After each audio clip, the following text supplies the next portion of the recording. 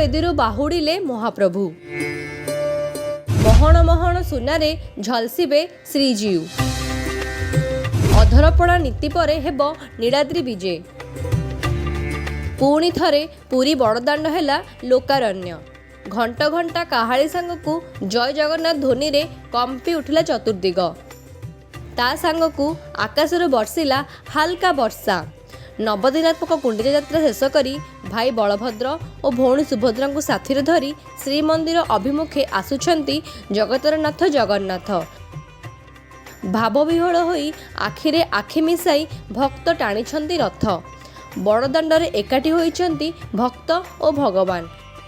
ସୋମବାର ସକାଳେ ଶରଧାବାଲି ନାକଛଣା ଦ୍ୱାର ନିକଟରେ ଦଣ୍ଡାୟମାନ ତିନି ରଥର ପୂଜାର୍ଚ୍ଚନା ହୋଇଥିବା ବେଳେ ଆଡ଼ପ ମଣ୍ଡପରେ ଶ୍ରୀଜୀଉଙ୍କ ନୀତିକାନ୍ତି କରାଯାଇଥିଲା। ମଙ୍ଗଳ ଆଳତି, ମଇଲମ, ତଡ଼ପ ଲାଗି, ରୋଷହୋମ ଆଦି ସବୁ ନୀତି ଠିକ୍ ଭାବେ କରାଯାଇ ନିର୍ଦ୍ଧାରିତ ସମୟରେ ହୋଇଥିଲା ରଥ ଟଣା।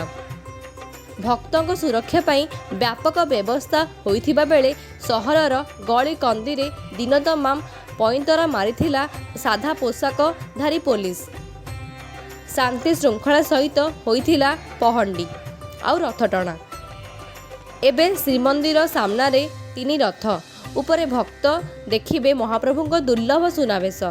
ଅଧରପଣା ନୀତି ପରେ ଗୋଟି ପହଣ୍ଡିରେ ଯାଇ ଭାଇ ଭଉଣୀଙ୍କ ସହ ରତ୍ନ ସିଂହାସନକୁ ବିଜେ କରିବେ କାଳିଆ ସାଆନ୍ତ। ପୁରୀର ରିପୋର୍ଟ, SMSD ନ୍ୟୁଜ୍।